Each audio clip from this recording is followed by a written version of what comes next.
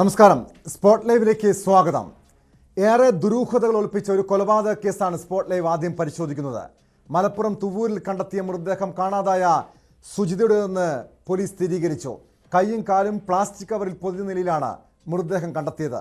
സംഭവവുമായി ബന്ധപ്പെട്ട് യൂത്ത് കോൺഗ്രസ് പ്രാദേശിക നേതാവ് വിഷ്ണു ഉൾപ്പെടെ 5 പേരെ പോലീസ് കഴിഞ്ഞ ദിവസം അറസ്റ്റ് ചെയ്തിരുന്നു. ഇവർ നൽകിയ മൊഴിയുടെ അടിസ്ഥാനത്തിലാണ് ഇപ്പോൾ മൃതദേഹം കണ്ടെത്തിയത്. ഇന്നലെ രാത്രിയോട് കൂടിയാണ് ഈ സംഭവം, ഈ ഞെട്ടിപ്പിക്കുന്ന കൊലപാതക വിവരം പുറംലോകം അറിയുന്നത്. കൊലപാതകം കൃത്യമായ ആസൂത്രണത്തോടെയാണെന്ന് മലപ്പുറം SP പറഞ്ഞു. കരുവാരക്കുണ്ട് പോലീസ് സ്റ്റേഷനിൽ 11-ാം തീയതി റിപ്പോർട്ട് ചെയ്തിട്ടുള്ള ഒരു മിസ്സിംഗ് കേസ് ഉണ്ടായിരുന്നു. അത് സുജിത എന്ന് പറയുന്ന 35 വയസ്സുള്ള ലേഡിയുടെയാണ്. അപ്പോൾ അതിൻ്റെ അന്വേഷണത്തിൻ്റെ ഭാഗമായിട്ട് കുറേ കാര്യങ്ങൾ നമ്മൾ ഫോളോ അപ്പ് ചെയ്തിരുന്നു. അവസാനം അതൊരു കൊലപാതകമാണ് എന്നുള്ള നിഗമനത്തിലാണ് നമ്മൾ എത്തിച്ചേർന്നിരിക്കുന്നത്. അത് അവരുടെ കൂടെ തന്നെ ഒരേ ബിൽഡിങ്ങിൽ വർക്ക് ചെയ്തിരിക്കുന്ന മറ്റ് പഞ്ചായത്ത് ഓഫീസിൽ വർക്ക് ചെയ്യുന്ന വിഷ്ണു എന്ന് പറയുന്ന ആളുടെ വീട്ടിൽ അവരുടെ ബോഡി കണ്ടെത്തിയിട്ടുണ്ട്. അതിൻ്റെ ഇൻക്വസ്റ്റ് നടപടിയാണ് ഇപ്പോൾ പൂർത്തീകരിച്ചിരിക്കുന്നത്. തുവൂർ കൃഷിഭവനിലെ ജോലിക്കാരിയായിരുന്ന സുജിതയെ ഈ മാസം 11-ാം തീയതി മുതലാണ് കാണാതാകുന്നത്. സുജിതയുടെ തിരോധാനം അന്വേഷിക്കണമെന്ന് ആവശ്യപ്പെട്ടുകൊണ്ട് നാട്ടുകാർ രംഗത്തെത്തിയിരുന്നു. അതിന് മുൻപന്തിയിലുണ്ടായിരുന്നത് ഈ കൊലപാതക കേസിലെ മുഖ്യപ്രതിയായ വിഷ്ണു തന്നെയായിരുന്നു.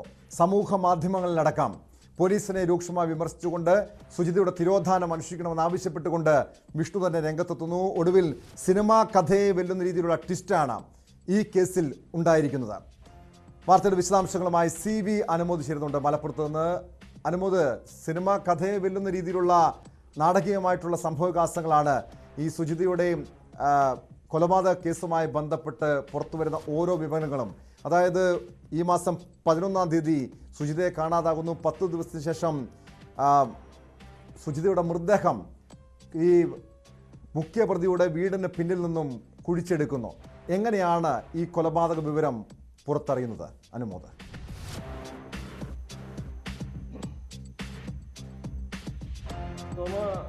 രണ്ട് ചലച്ചിത്രങ്ങളെ അനുസ്മരിപ്പിക്കുന്നതാണ് ഈ ഒരു കൊലപാതകവും അതിനെ തുടർന്നുണ്ടായ സംഭവവികാസങ്ങളും. നേരത്തെ പറഞ്ഞതുപോലെ ഈ മാസം 11 മുതലാണ് സുജിതയെ കാണാതാകുന്നത്. സുജിത തുവൂരിലെ കൃഷിവകുപ്പിന്റെ ഓഫീസിലെ താൽക്കാലിക ജീവനക്കാരി, ഹെൽപ്പ് ഡെസ്കിലെ ജീവനക്കാരിയാണ്. 11-ാം തീയതി അവിടെ ഉപതെരഞ്ഞെടുപ്പ് നടന്നിരുന്നു. ഉപതെരഞ്ഞെടുപ്പിന്റെ ഫലം വന്നതിന് ശേഷം ഉച്ചയ്ക്ക് ഇവർ ആശുപത്രിയിലേക്ക് എന്ന് പറഞ്ഞ് ഓഫീസിൽ നിന്ന് ഇറങ്ങിയതാണ്. പിന്നീട് അവരെ ആരും കണ്ടിട്ടില്ല. അന്ന് രാത്രി തന്നെ പോലീസിൽ പരാതി കൊടുക്കുകയും പോലീസ് അന്വേഷണം തുടങ്ങുകയും ചെയ്തു. കേസിലെ പ്രതിയായിട്ട് ഇപ്പോൾ അറസ്റ്റിലുള്ള വിഷ്ണുവിൻ്റെ മൊബൈലിൽ നിന്നാണ് അവസാനമായിട്ട് സുജിതയ്ക്ക് ഫോൺ വന്നിരിക്കുന്നത്.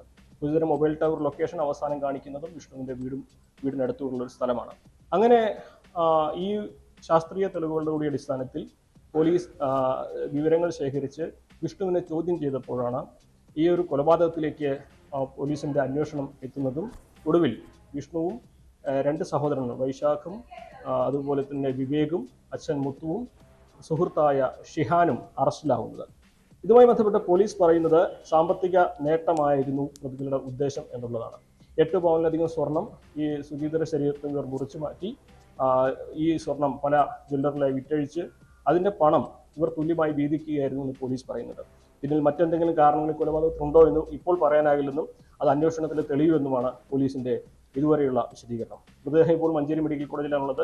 ഫോറൻസിക് പരിശോധനകളും പോസ്റ്റ്മോർട്ടം ഒക്കെ പൂർത്തിയാക്കേണ്ടതുണ്ട്. അതായത് അനുമോദ്, നിലവിൽ പോലീസ് നൽകുന്ന വിവരം അനുസരിച്ച് ഇതൊരു സാമ്പത്തികമായ നേട്ടം ഉണ്ടാക്കും. അതായത് സുജിതയുടെ ശരീരത്തിലുണ്ടായിരുന്ന സ്വർണ്ണാഭരണങ്ങൾ ഈ പ്രതികൾ കൊലപാതകത്തിന് ശേഷം തട്ടിയെടുത്തിട്ടുണ്ട്. അതുമാത്രമായിരിക്കുമോ ഈ കൊലപാതകത്തിലേക്ക് നയിച്ച കാരണം? ഇവർ തമ്മിൽ എന്തെങ്കിലും വ്യക്തിപരമായ വിരോധമോ വ്യക്തിപരമായ മറ്റെന്തെങ്കിലും സൗഹൃദമോ ഉണ്ടായിരുന്നു? അങ്ങനെ എന്തെങ്കിലും വിവരങ്ങൾ പോലീസ് പങ്കുവെക്കുന്നുണ്ടോ അനുമോദ്? തീർച്ചയായും ഈ ഒരു ചോദ്യം വളരെ പ്രസക്തമാണ്. കാരണം ഒരു 8 പവൻ സ്വർണത്തിനു വേണ്ടി ഒരു പരിചിതയായ ഒരാളെ കൊല്ലുമോ, ഇങ്ങനെ കൊന്ന് കുഴിച്ചു മൂടി വിവരം പുറത്തറിയാതിരിക്കും അത്തരത്തിലുള്ള കാര്യങ്ങൾ ചെയ്യുമോ എന്ന ചോദ്യമാണ് ഉയരുന്നത്. നേരത്തെ പറഞ്ഞതുപോലെ തന്നെ ഈ നേരറിയ സേതുരായ മീർ സിനിമയിലെ ടൈഗർ മണിയെ പോലെ ഈ ഒരു എല്ലാ അന്വേഷണങ്ങൾക്കും മുന്നിൽ നിന്ന് അവസാനം പ്രതിയാകുന്ന ഒരാളാണ് വിഷ്ണു. പക്ഷേ വിഷ്ണുവും സുജിതയും തമ്മിൽ മുൻപ് തന്നെ പരിചയമുണ്ട്. അവർ കൃഷിവകുപ്പിന്റെയും പഞ്ചായത്തിന്റെ ഓഫീസൊക്കെ വളരെ അടുത്തടുത്താണ് ഉള്ളത്. അങ്ങനെ തന്നെ മുൻപ് പരിചയമുള്ളവരാണ് ഇവർ 2 പേരും. ഇവർ തമ്മിൽ സാമ്പത്തിക ഇടപാട് ഉണ്ടായിരുന്നു എന്നുള്ള രീതിയിലും റിപ്പോർട്ടുകൾ വരുന്നുണ്ട്.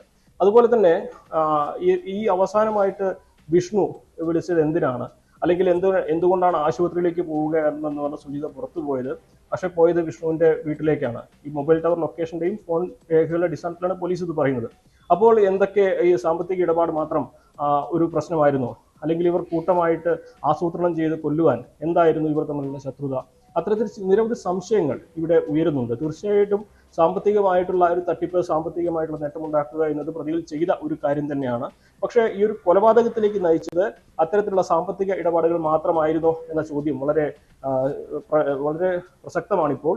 അതുപോലെ തന്നെ ഈ ഒരു പണം വീതിച്ചെടുക്കുന്നതിന് മുൻപ് ഇവർ തമ്മിൽ എന്തെങ്കിലും സാമ്പത്തികമായിട്ടുള്ള ഇടപാടുകൾ, മുൻപ് പണം കടം വാങ്ങിച്ചു കൊടുക്കാതിരിക്കുകയോ അല്ലെങ്കിൽ അത്തരത്തിലുള്ള എന്തെങ്കിലും ഇടപാടുകൾ ഇവർ തമ്മിൽ ഉണ്ടായിട്ടുണ്ടോ എന്ന ചോദ്യവും ഉയരുന്നുണ്ട്. എന്നാണെങ്കിലും പോലീസ് ഇതിനെക്കുറിച്ച് ചോദിച്ചപ്പോൾ വിശദമായ ചോദ്യങ്ങൾ ചെയ്യൽ പൂർത്തിയാവേണ്ടതുണ്ട്.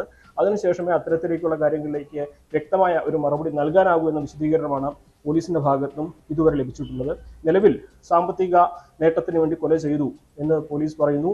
ഈ കൊല ചെയ്തതിന് ശേഷം ആസൂത്രിതമായിട്ട് തന്നെ ഇത് മൃതദേഹം മറവ് ചെയ്യുകയാണ്. പ്ലാസ്റ്റിക് കവറിൽ പൊതിഞ്ഞ് മണ്ണിട്ട് മൂടി അതിന് മുകളിൽ എംസാൻഡും മെറ്റലും എല്ലാം ഇട്ട് നിറച്ച് ഒരു കോൺക്രീറ്റ് കെട്ടിടത്തിന്റെ അടിത്തറ നിർമ്മിക്കുന്ന പോലെയാണ് ഈ മൃതദേഹം ഇവർ മറവ് ചെയ്തത്. അതായത് ഒരിക്കലും ഇത് മൃതദേഹം ഇവിടെ ഉണ്ടെന്ന് ആരും തിരിച്ചറിയരുത് എന്ന ഒരു ലക്ഷ്യത്തോടെ, കൃത്യമായ ആസൂത്രണത്തോടെ ഇവർ ഈ കൃത്യം ചെയ്തു എന്നാണ് പോലീസ് പറയുന്നത്. അപ്പോൾ എന്ത് തന്നെയാണെങ്കിലും നിലവിൽ സാമ്പത്തിക നേട്ടമെന്ന് പോലീസ് പറയുമ്പോഴും ഇതിന് പിന്നിൽ മറ്റെന്തെങ്കിലും കാരണങ്ങൾ ഉണ്ടായിട്ടുണ്ടോ എന്ന കാര്യം പോലീസ് അന്വേഷിക്കുന്നുണ്ട്. വരും മണിക്കൂറുകളിൽ നമുക്ക് ഇതിലേക്ക് ഈ ഒരു ചോദ്യങ്ങൾക്ക് വ്യക്തമായൊരു ഉത്തരം ലഭിക്കും എന്ന് തന്നെ വേണം കരുതാം.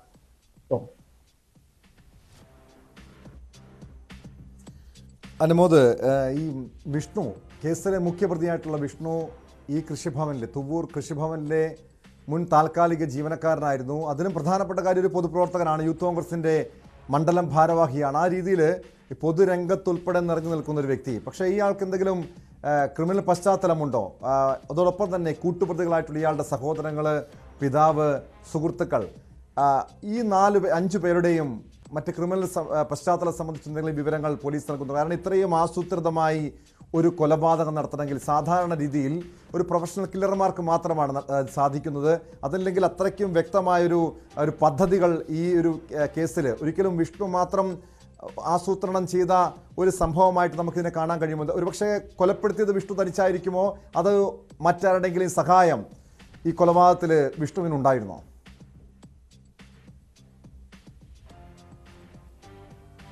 ഈ വിഷ്ണുവിനെ കുറിച്ച് പറയുമ്പോൾ, വിഷ്ണു തുവൂരിലെ പ്രാദേശിക കോൺഗ്രസ് നേതാവാണ്. കോൺഗ്രസിന്റെ തുവൂർ മണ്ഡലം സെക്രട്ടറിമാരിൽ ഒരാളാണ്. ജനകീയനായിട്ടുള്ള ഒരു യുവാവാണ്. അതായത് ജനകീയ പ്രശ്നങ്ങൾ മുന്നിൽ നിൽക്കുകയും അത്തരം കാര്യങ്ങളിൽ എപ്പോഴും ഇടപെടുകയും ചെയ്യുന്ന ഒരാളാണ്. ഇയാൾ എഞ്ചിനീയറിംഗ് ബിരുദധാരിയാണെന്നാണ് അറിയാൻ കഴിയുന്നത്. ഇയാൾ തിവൂർ പഞ്ചായത്തിൽ തൊഴിലുറപ്പ് പദ്ധതികളുടെ കോർഡിനേറ്റർ ആയിട്ടായിരുന്നു ജോലി ചെയ്തിരുന്നത്. താൽക്കാലിക ജീവനക്കാരനാണ് ജോലി ചെയ്യുന്നത്. ഇയാൾ അവിടെ നിന്ന് ഇറങ്ങിയത് ഇയാൾക്ക് ISROയിൽ ജോലി കിട്ടി എന്ന് പറഞ്ഞിട്ടാണ്. എഞ്ചിനീയറിംഗ് പൂർത്തിയായതുകൊണ്ട് തന്നെ ആളുകളൊക്കെ അത് വിശ്വസിക്കുകയും ചെയ്തു. പക്ഷെ എവിടെയും പോകുകയൊന്നും ചെയ്തിട്ടില്ല. അത്തരത്തിൽ വലിയ കാര്യങ്ങളൊക്കെ പറഞ്ഞാണ് ഇയാൾ പഞ്ചായത്തിൽ നിന്ന് ജോലിയിൽ നിന്ന് ഇറങ്ങിയിട്ടുള്ളത്. അപ്പോൾ ജനങ്ങൾക്കിടയിൽ ഒരു പൊതു സ്വീകാര്യത ഉള്ള ഒരു മുഖമാണ് വിഷ്ണുവിൻ്റേത്. പ്രത്യേകിച്ച് വിഷ്ണുവിന്റെ ഫാമിലിയിലേക്ക് വരികയാണെങ്കിൽ ഒരാൾ, ഈ ഒരു കേസുമായി ബന്ധപ്പെട്ട ഒരാൾ പാലക്കാട് ഒരു പോക്സോ കേസിൽ പ്രതിയാണ് എന്ന സൂചന പോലീസിന്റെ ഭാഗത്ത് ലഭിച്ചിട്ടുണ്ട്. മറ്റുള്ളവരുടെ ക്രിമിനൽ പശ്ചാത്തലത്തെക്കുറിച്ച് പോലീസ് ഒന്നും തന്നെ വിശദീകരിച്ചിട്ടില്ല. ഈ പോക്സോ കേസിൽ ആരാണ് പ്രതി എന്ന കാര്യവും നമുക്ക് അല്പസമയത്തിന് ശേഷമേ അറിയാൻ കഴിയുള്ളൂ. അപ്പോൾ അത്തരത്തിലൊരു പോക്സോ കേസിൽ പ്രതിയാണ് ഒരാളെന്ന ഒരു വിവരം മാത്രമാണ് പോലീസിന് ലഭിക്കുന്നത്. പക്ഷേ കൃത്യമായ ആസൂത്രണത്തോടെയാണ് ഈ ഒരു സംഘം, ഈ അച്ഛൻ മുത്തു ഒഴികെ മറ്റു 4 പേരും ഈ കൊലപാതകത്തിൽ നേരിട്ട് പങ്കെടുത്തു എന്നാണ് പോലീസ് പറയുന്നത്. പക്ഷേ അച്ഛൻ മുത്തു ഇതെല്ലാം അറിഞ്ഞിട്ടും ഇതിനെല്ലാം കൂട്ടുനിൽക്കുകയും വേണ്ട സഹായങ്ങൾ ചെയ്തു കൊടുക്കുകയും ചെയ്തു എന്നാണ് ഇയാൾക്കെതിരെയുള്ള കുറ്റം. അത്തരത്തിലാണ് ഈ പോലീസ് ഇതുവരേക്കും ഈ ഒരു കേസുമായി ബന്ധപ്പെട്ട വിവരങ്ങൾ പുറത്തുവിട്ടിട്ടുള്ളത്. 4 പേർ കൊലപാതകത്തിലും അതിനുശേഷമുള്ള പ്രവർത്തനങ്ങൾ നേരിട്ട് പങ്കെടുക്കുകയും മുത്തു എന്ന 5ാമത്തെ പ്രതി അല്ലെങ്കിൽ ഈ വിഷ്ണുവിന്റെ അച്ഛൻ, ക്രിമിനൽ പശ്ചാത്തലം, ഈ പ്രതികളുടെ ക്രിമിനൽ പശ്ചാത്തലവും പോലീസ് പരിശോധിക്കുന്നുണ്ട്. അനുമതിയിലേക്ക് തിരികെ എത്താം. അതിനു മുൻപ് നാട്ടുകാര് ഈ സുജിതയുടെ കൊലപാതക വിവരം പുറത്തു വന്നപ്പോൾ വലിയ ഞെട്ടലിലാണ്. കാരണം ഈ സുജിതയുടെ തിരോധാനവുമായി ബന്ധപ്പെട്ട് അന്വേഷിക്കണമെന്നാവശ്യപ്പെട്ടുകൊണ്ട് ആദ്യം മുന്നോട്ട് വന്നത് പ്രാദേശിക യൂത്ത് കോൺഗ്രസ് നേതാവായ വിഷ്ണു തന്നെയാണ്. ആ വിഷ്ണു തന്നെ ഈ കൊലപാതകത്തിന് ആസൂത്രണം ചെയ്യുന്നു, കൊലപാതകം നടത്തുന്നു എന്ന വിവരം അറിഞ്ഞത് അമ്പരപ്പോടെയാണ് നാട്ടുകാർ കേട്ടത്. നാട്ടുകാരുടെ പ്രതികരണങ്ങളിലേക്ക് നമുക്ക് ഞെട്ടിക്കുന്ന ഒരു സംഭവമാണ്. നമ്മൾ വിശ്വസിച്ചാൽ ഒരിക്കലും ഇങ്ങനെ ഈ കുട്ടി, വിഷ്ണു എന്ന് പറയുന്ന കുട്ടി ഇത് ചെയ്യുമെന്നുള്ളൊരു സ്വപ്നത്തെ പോലും നമ്മൾ ആരും വിചാരിക്കാത്തതാണ്. കാരണം 26 വയസ്സ് നമ്മുടെയൊക്കെ കുട്ടിയുടെ എൻ്റെ ഏറ്റവും മൂത്ത മോളുടെ പ്രായമാണുള്ളത്. മിസ്സിംഗ് നടന്ന ദിവസം തന്നെ നമ്മളുമായിട്ട് അവരെ ഭർത്താവും പിന്നെ അവരുടെ സഹോദരനൊക്കെ നമ്മുടെ വീട്ടിലൊക്കെ ഞങ്ങളൊക്കെ വന്ന് അന്വേഷിച്ചു. ഞങ്ങളെല്ലാവരും സേവമായി അന്വേഷിച്ചു. പക്ഷേ ഈ 11 ദിവസത്തോളം നമുക്കിത് കണ്ടെത്താൻ, ഇന്ന് 12ാമത്തെ ദിവസമാണ്, 12ാമത്തെ ദിവസം വരെ നമുക്ക് കണ്ടെത്താൻ സാധിച്ചില്ല എന്നുള്ളതൊരു വളരെ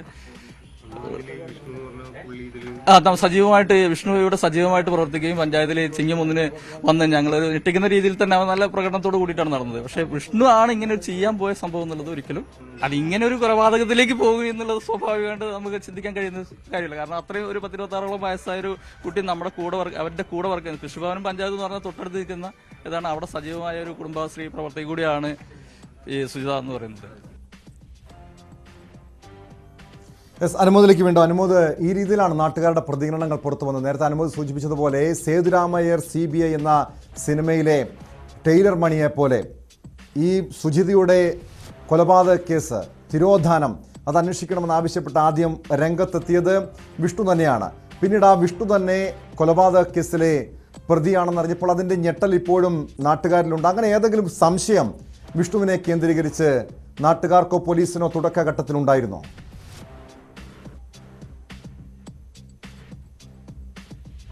ഈ ഒരു കേസുമായി ബന്ധപ്പെട്ട് പോലീസിന്റെ ഭാഗത്ത് നമുക്ക് എന്തുകൊണ്ട് ഒരു 10 ദിവസത്തെ കാലതാമസം വന്നു എന്ന ചോദ്യം ഉയരുന്നുണ്ട്.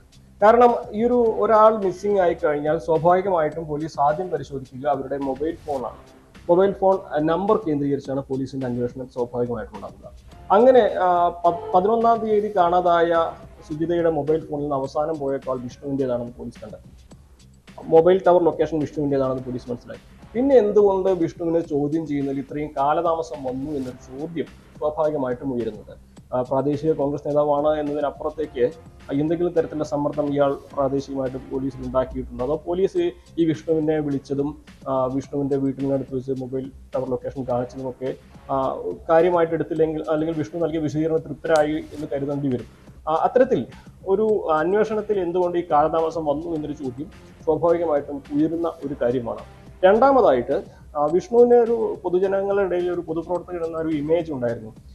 ഏത് വിഷയങ്ങളിലാണെങ്കിലും സജീവമായിട്ട് രംഗത്തിറങ്ങുന്ന പ്രാദേശിക മാധ്യമങ്ങളായിട്ടാണെങ്കിലും പ്രാദേശികമായിട്ടുള്ള ജനങ്ങളായിട്ടാണെങ്കിലും ഒക്കെ വളരെ നല്ല രീതിയിൽ ഒരു ബന്ധം സൂക്ഷിക്കുന്ന ഒരു കോൺഗ്രസ് നേതാവ്, പ്രാദേശിക നേതാവ് എന്നൊരു ഇമേജ് തന്നെയാണ് അയാൾക്കുള്ളത്. അതുകൊണ്ട് തന്നെ ആരും ഇത് സംശയിക്കുന്ന ഒരു സാഹചര്യം ഉണ്ടായിരുന്നില്ല. മറ്റൊരു കാര്യം, ആദ്യഘട്ടത്തിൽ അന്വേഷിച്ചപ്പോൾ ആളുകൾ കരുതി സുജിത എവിടെയെങ്കിലും പോയതായിരിക്കാം എന്ന് കരുതിയിരുന്നു. അങ്ങനെയാണെങ്കിൽ തന്നെ സുജിത പോകുമ്പോഴും ഈ നാട്ടിലെ വിഷ്ണു അടക്കമുള്ള ഒരു നാട്ടിലുണ്ട്. അപ്പോൾ മറ്റൊരു തരത്തിലുള്ള സംശയം വിഷ്ണുവിന്റെ നേർക്ക് അപ്പോഴും വരുന്നില്ല. എവിടെയെങ്കിലും പോയിട്ടുണ്ടെങ്കിൽ തന്നെ വിഷ്ണു അതിൽ ആ ഒരു യാത്രയുമായിട്ടോ അല്ലെങ്കിൽ ആ ഒരു തിരോധാനവുമായിട്ടോ വിഷ്ണു ബന്ധം ഉണ്ടാവുന്നു എന്ന് പോലീസ് ആരും കരുതുന്നില്ല. കാരണം വിഷ്ണു നാട്ടിൽ തന്നെ നിൽക്കുന്നു, സുജിതയെ കാണാതാവുന്നു. അത്തരത്തിൽ ആദ്യഘട്ടത്തിൽ ഈ മൊബൈൽ ഫോൺ കേന്ദ്രീകരിച്ച് അല്ലെങ്കിൽ mobile phone tower location, mobile phone ഇത് രണ്ടും കേന്ദ്രീകരിച്ച് നടത്തിയ അന്വേഷണമല്ലാതെ മറ്റൊന്നും തന്നെ വിഷ്ണുവിലേക്ക് ഈ ഒരു സുജിതയെ തിരോധാനത്തെ കൊണ്ടുവരുന്ന ഘടകങ്ങൾ ഉണ്ടായിരുന്നില്ല എന്ന് തന്നെ വേണം കരുതാൻ. പക്ഷെ എന്നിരുന്നാലും ഈ രണ്ട് കാര്യങ്ങൾ, മൊബൈൽ ഫോൺ ടവർ ലൊക്കേഷനും മൊബൈൽ അവസാനം വിളിച്ച ഫോണും, ഇത് രണ്ടും വളരെ പ്രധാനപ്പെട്ടതായിരുന്നു. ആ ഒരു കേന്ദ്രബിന്ദുവിൽ തുടങ്ങിയ അന്വേഷണം വിഷ്ണുവിലേക്ക് എത്താൻ എന്തുകൊണ്ട് 10 ദിവസം എടുത്തു എന്നൊരു ചോദ്യമാണ് ഇവിടെ പ്രസക്തമായിട്ട് വരുന്നത്. യെസ്, അത്തരം ചോദ്യങ്ങൾ വരുന്നുണ്ട്. അനുമോദ്, ഇനി എന്തായിരിക്കും പോലീസിന്റെ തുടർ നീക്കങ്ങൾ? 5 പേരും കസ്റ്റഡിയിലുണ്ട്. ഈ പോസ്റ്റ്മോർട്ടം നടപടികൾ പൂർത്തിയായോ? കേസ് അന്വേഷണത്തിന്റെ ഇനി അടുത്ത ഘട്ടങ്ങൾ, അടുത്ത നീക്കങ്ങൾ, പോലീസിന്റെ അടുത്ത നീക്കങ്ങൾ എന്തായിരിക്കും?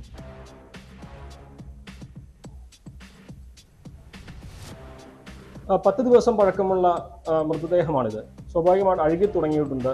ഇനി ശരീരത്തിൽ നിന്നും തെളിവുകൾ കണ്ടെത്തുക എന്നുള്ളത്, അതായത് മുറിവിൻ്റെയോ മറ്റു പാടുകളോ അങ്ങനെയുള്ള തെളിവുകൾ കണ്ടെത്തുക എന്നുള്ളത് പോലീസിനെ സംബന്ധിച്ച് എളുപ്പമുള്ള ഈ പോസ്റ്റ്മോർട്ടത്തിൽ ലഭിക്കണമെന്നില്ല. മരണകാരണവും ചിലപ്പോൾ ഇത്രയും ദിവസം കഴിഞ്ഞ സാഹചര്യത്തിൽ പോസ്റ്റ്മോർട്ടത്തിൽ പെട്ടെന്ന് ലഭിക്കണമെന്നില്ല. ശ്വാസം മുട്ടിച്ചാണ് കൊന്നത് എന്നാണ് ഈ പ്രതികൾ മൊഴി നൽകിയിട്ടുള്ളത്. ഇനിയിപ്പോൾ ആന്തരിക അവയവ പരിശോധന, ഫോറൻസിക് പരിശോധനകൾ തന്നെയാണ് ഇതിൽ ഏറ്റവും നിർണായകമായിട്ടുണ്ടാവുക. എന്തെങ്കിലും വിഷപദാർത്ഥങ്ങൾ അല്ലെങ്കിൽ മയക്കുമരുന്നോ അത്തരത്തിൽ ലഹരി ടോക്സിക് ആയിട്ടുള്ള എന്തെങ്കിലും ഈ പ്രതികൾ ഇവർക്ക് നൽകിയിരുന്നോ, ഇവരൊക്കെ ശരീരത്തിൽ അങ്ങനെ എന്തെങ്കിലും സാന്നിധ്യമുണ്ടോ എന്നുള്ള കാര്യങ്ങളൊക്കെ ഇനി രാസ പരിശോധനാ ഫലം വന്നതിന് ശേഷമേ വ്യക്തമാവുകയുള്ളൂ. നിലവിൽ മഞ്ചേരി മെഡിക്കൽ കോളേജിലാണ് മൃതദേഹമുള്ളത്. അവിടെയാണ് ഈ പോസ്റ്റ്മോർട്ടം മറ്റ് നടപടികളൊക്കെ തന്നെ നടക്കുക. പ്രതികൾ കരുവാരകുണ്ട് പോലീസ് സ്റ്റേഷനിലാണുള്ളത് 5 പേരും. അവരെ ഇന്ന് വൈകുന്നേരത്തോടെ മഞ്ചേരി CJM കോടതിയിലായിരിക്കും ഹാജരാക്കുക. അതിനുശേഷം കസ്റ്റഡിയിൽ വാങ്ങി തെളിവെടുപ്പിന് എപ്പോഴായിരിക്കും കൊണ്ടുപോവുക എന്നുള്ള കാര്യത്തിൽ ഒരുപക്ഷെ നാളെ ആയിരിക്കാം അല്ലെങ്കിൽ മറ്റന്നാളായിരിക്കും. അത് ഇന്ന് വൈകുന്നേരമാണ് കോടതി ഹാജരാക്കുന്നതെങ്കിൽ ചിലപ്പോൾ വൈകുന്നേരം തന്നെ കസ്റ്റഡിയിൽ വിടണം എന്നില്ല. എന്നിരുന്നാലും ഇത് സംബന്ധിച്ച് പൊതുവെ ഉയരുന്ന ആ ചോദ്യങ്ങൾക്കെല്ലാം ഉത്തരം ഇനിയുള്ള വിശദമായ ചോദ്യം ചെയ്യലിൽ പോലീസിന് ലഭിക്കുമോ എന്നുള്ളതാണ് നമ്മൾ കണ്ടറിയേണ്ടത്. എന്നാണെങ്കിലും പ്രതികൾ അറസ്റ്റ് രേഖപ്പെടുത്തിയിട്ടുണ്ട്. ഇന്ന് വൈകുന്നേരത്തോടെ കോടതിയിൽ വ്യക്തമാണ്. CV അനുമോദാണ് വിവരങ്ങൾ നൽകിയത്. ഏറെ ഞെട്ടിപ്പിക്കുന്ന ദുരൂഹതകൾ ഒളിപ്പിച്ച ഒരു കൊലപാതക കേസിന്റെ ചുരുളാണ് ഇന്നലെ രാത്രിയോട് കൂടി അഴിഞ്ഞത്. ഈ കേസിൽ 5 പേർ അറസ്റ്റിലായിട്ടുണ്ട്. പക്ഷേ ഇപ്പോഴും കൊലപാതകത്തിന്റെ കാരണം സംബന്ധിച്ച് ചില അവ്യക്തതകളുണ്ട്. ഈ സുജിതയുടെ സ്വർണം തട്ടിയെടുക്കാൻ വേണ്ടിയാണ് പ്രതികൾ കൊലപാതകം നടത്തിയതെന്ന വിവരങ്ങളാണ് പോലീസ് പങ്കുവെക്കുന്നതെങ്കിലും മറ്റെന്തെങ്കിലും കാരണങ്ങളുണ്ടോ എന്നും പോലീസ് പരിശോധിക്കുകയാണ്. സ്പോട്ട് ലൈവിൽ ഇനിയൊരു ഇടവേള.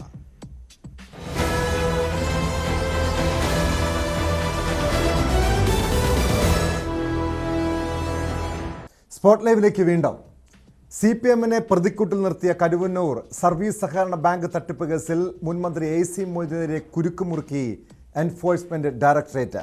AC മൊയ്തീൻ്റെ വടക്കാഞ്ചേരിയിലെ വീട്ടിൽ എൻഫോഴ്സ്മെന്റ് ഡയറക്ടറേറ്റ് ഉദ്യോഗസ്ഥർ റെയ്ഡ് നടത്തുകയാണ്. ഇതോടൊപ്പം തന്നെ മൊയ്തീൻ്റെ ബിനാമികളെന്ന് കരുതുന്നവരുടെ വീട്ടിലും ഇഡിയുടെ പരിശോധന നടക്കുന്നുണ്ട്.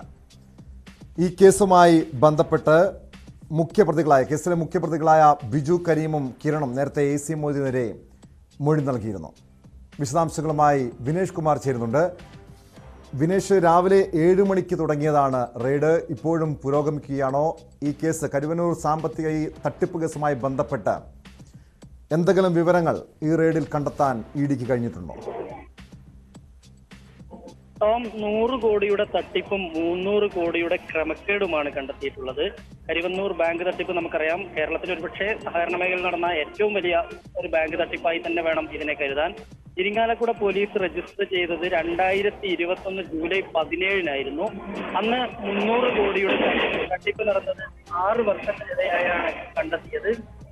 ബാങ്ക് മുൻ secretary Sunilkumar, branch manager MK Biju, Kareem, മുൻ സീനിയർ അക്കൗണ്ടന്റ് എന്നിവരാണ് ഇത് കേസിൽ പ്രതികൾ. ഇതിൽ മുഖ്യപ്രതി കിരൺ മാത്രം 25 കോടി രൂപ തട്ടിപ്പ് നടത്തി എന്നതായിരുന്നു കണ്ടെത്തൽ. 4 പതിറ്റാണ്ടേറെയായി CPM ഭരിച്ച ഒരു പഞ്ചായത്തിലാണ് ഇത്രയും വലിയ ഒരു ക്രമക്കേട് നടന്നിട്ടുള്ളത്. ഇപ്പോഴും ഇതിന്റെ ഇത് സംബന്ധിച്ചുള്ള ഇഡിയുടെ പരിശോധന തുടർന്നുകൊണ്ടിരിക്കുന്നു എന്നുള്ളതാണ് ഏറ്റവും പുതിയ വിവരം.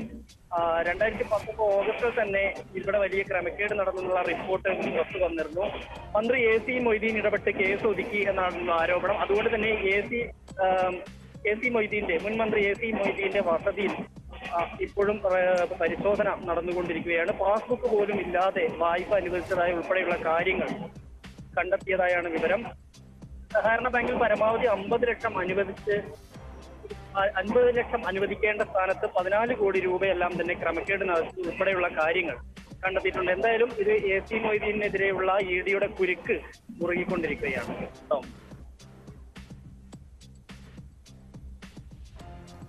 വിനേഷ്, അതോടൊപ്പം അറിയേണ്ടത് പ്രധാനമായും ഈ കരുവന്നൂർ സാമ്പത്തിക തട്ടിപ്പ് കേസിൽ തുടക്കം മുതൽ AC മൊയ്തീനെതിരെ ചില ആരോപണങ്ങൾ ഉയർന്നു വന്നിരുന്നു.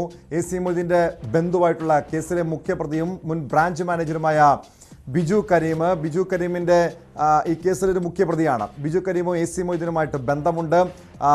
ഈ വായ്പകൾ അനുവദിച്ചു നൽകാൻ വേണ്ടി AC മൊയ്തീൻ്റെ ഇടപെടലുകൾ ഉണ്ടായി. അതിന് പിന്നാലെ ഉയർന്നു വന്ന പ്രധാനപ്പെട്ട ആരോപണമായിരുന്നു AC മൊയ്തീൻ്റെ ബിനാമി ഇടപാടുകൾ. കാരണം ഈ കേസിലെ ചില പ്രതികൾക്ക് തമിഴ്നാട്ടിലും അതോടൊപ്പം കുമളിയിലും മറ്റ് ഭൂസ്വത്തുകൾ അവർ വാങ്ങിക്കൂട്ടി, ഈ തട്ടിയെടുത്ത പണം കൊണ്ട് വാങ്ങിക്കൂട്ടി തുടങ്ങിയ ആരോപണങ്ങൾ, ഇക്കാര്യം ഉൾപ്പെടെ ഇഡിയുടെ അന്വേഷണ പരിധിയിലുണ്ടോ? ഇതിൽ എന്തെങ്കിലും വിവരങ്ങളാണോ? ഈ ബിനാമി ഇടപാടുകളുമായി ബന്ധപ്പെട്ട വിവരങ്ങളും ഇഡി തേടുന്നുണ്ടോ? ഈ ബിജു കരീം, കിരൺ എന്നിവർ AC മൊയ്തീനെതിരെ മൊഴി നൽകി എന്നാണ് ഇപ്പോൾ നമുക്ക് അറിയാൻ കഴിയുന്നത്. അതായത് മുൻമന്ത്രി AC മൊയ്തീൻ ഇടപെട്ട് അദ്ദേഹത്തിന്റെ ശുപാർശയിലാണ് ഈ വായ്പ അനുവദിച്ച് എന്ന് പറയുന്നുണ്ട്. ഇവർ രണ്ടുപേരും ഇത്തരത്തിൽ മൊഴി നൽകിയതാണ് ഇപ്പോൾ നമുക്ക് ലഭിക്കുന്ന ഏറ്റവും പുതിയ വിവരം. അതായത് ഇഡി വരും ദിവസങ്ങളിൽ കൂടുതൽ പരിശോധനകൾ, ഒരു പക്ഷേ ഇന്ന് AC മൊയ്തീന്റെയും അതുപോലെ തന്നെ മറ്റുള്ളവരുടെയും ഇയാളുടെ ബിനാമി എന്ന് പറയപ്പെടുന്ന ആളുകളുടെയും വീടുകളിലാണ് പരിശോധനയെങ്കിൽ മറ്റു പല സ്ഥലങ്ങളിലും ഇതുമായി ബന്ധപ്പെട്ടുകൊണ്ടുള്ള പരിശോധന ഉണ്ടാവും എന്നാണ് അറിയാൻ കഴിയും. നമുക്കറിയാം, കരുവന്നൂർ ബാങ്കുമായി ബന്ധപ്പെട്ടുകൊണ്ട് ഒരാൾ ആത്മഹത്യ ചെയ്തിരുന്നു. അതിന് പിന്നാലെയാണ് ഈ ബാങ്കിനെതിരെ നിരവധി ആരോപണങ്ങൾ വരുന്നത്. അതായത് ബാങ്കിൽ പാസ്ബുക്ക് പോലും ഇല്ലാത്ത ആളുകൾ, നിരവധി ആളുകൾ ഇവിടെ നിന്ന് വായ്പയെടുത്തു. ഇതെല്ലാം CPM-ന് ബന്ധപ്പെട്ട അല്ലെങ്കിൽ CPM-മായി ബന്ധമുള്ള ആളുകളാണെന്നുള്ള വിവരം പുറത്തു വരുന്നു. പക്ഷേ കൃത്യമായി നൽകിയതിന്റെ വ്യാജരേഖകൾ ഉൾപ്പെടെ ഇവിടെ ഉണ്ടാക്കിയ കാര്യങ്ങളും പുറത്തു വന്നിരുന്നു. ഇങ്ങനെ വായ്പ എടുക്കാത്ത ആളുകൾക്ക് ഇത് സംബന്ധിച്ച് ബാങ്കിൽ നിന്ന് വായ്പയുടെ തിരിച്ചടവ് മുടങ്ങിയെന്ന് പറഞ്ഞുകൊണ്ട് നോട്ടീസ് വരികയും കുടിശ്ശിക തിരിച്ചടയ്ക്കണമെന്ന് ആവശ്യപ്പെടുകയോ എല്ലാം ചെയ്തതാണ്. കാരണം ഇത്തരത്തിൽ വിചിത്രമായ കുറെ കാര്യങ്ങൾ ഈ ബാങ്കുമായി ബന്ധപ്പെട്ടുകൊണ്ടുണ്ടായിരുന്നു. ഇതിനിടയിലാണ് ഇപ്പോൾ ഇത്രയും കോടി രൂപ സ്വാഭാവികമായും ED കേസെടുത്ത് അന്വേഷിക്കപ്പെടേണ്ട ഒരു കേസാണ്. എങ്കിൽ പോലും അല്പം വൈകിയെങ്കിൽ പോലും ഈ സംഭവത്തിൽ ഇപ്പം എന്തായാലും ED കൂടുതൽ പിടിമുറുക്കിയിരിക്കുകയാണ്. പ്രധാനമായും EDയുടെ ലക്ഷ്യം AC മൊയ്തീൻ തന്നെയാണ് എന്നുള്ള കാര്യത്തിൽ സംശയമില്ല. ഇപ്പോൾ പുറത്തുവരുന്ന വിവരമനുസരിച്ച് ബിജു കരീമും കിരണും AC മൊയ്തീനെതിരെ ആണ് മൊഴി നൽകിയെന്നുള്ളതാണ്. കാരണം AC മൊയ്തീന്റെ താല്പര്യപ്രകാരമാണ് ഇങ്ങനൊരു വായ്പ അനുവദിച്ചതും അല്ലെങ്കിൽ ഇങ്ങനൊരു തട്ടിപ്പ് നടന്നു എന്നാണ് ഇപ്പോൾ ലഭിക്കുന്ന ഏറ്റവും പുതിയ വിവരം.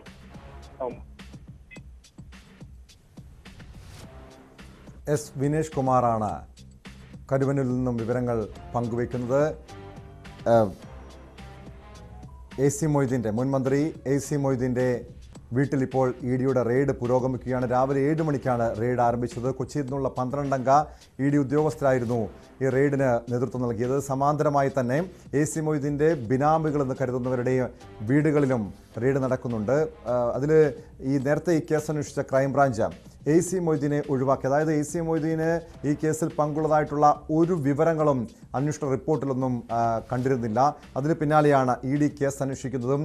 പ്രധാനമായും തൃശ്ശൂർ ജില്ലയിലെ തന്നെ ഒരു പ്രബലനായിട്ടുള്ള CPM-ൻ്റെ പ്രബലനായിട്ടുള്ള നേതാവ് AC മൊയ്തീനെ കേന്ദ്രീകരിച്ചുള്ള അന്വേഷണവും നടക്കുന്നത്. ഈ അന്വേഷണത്തിലാണ് മുഖ്യപ്രതികളായ ബിജു കരീമും അതോടൊപ്പം കിരണും AC മൊയ്തീനെതിരെ നിർണായകമായ ചില മൊഴികൾ നൽകിയത്. വായ്പകൾ അനുവദിച്ച് നൽകിയത് മൊയ്തീൻ്റെ നിർദ്ദേശപ്രകാരമെന്നാണ് പ്രതികളുടെ മൊഴി. ഇക്കാര്യങ്ങൾ ഉൾപ്പെടെ കൃത്യമായി പരിശോധിച്ചാണ് AC മൊയ്തീനെതിരെ നടപടികളുമായി ED മുന്നോട്ട് പോയിരിക്കുന്നത്. സ്പോട്ട് ലൈവ് പൂർണ്ണമാകുന്നു. നമസ്കാരം.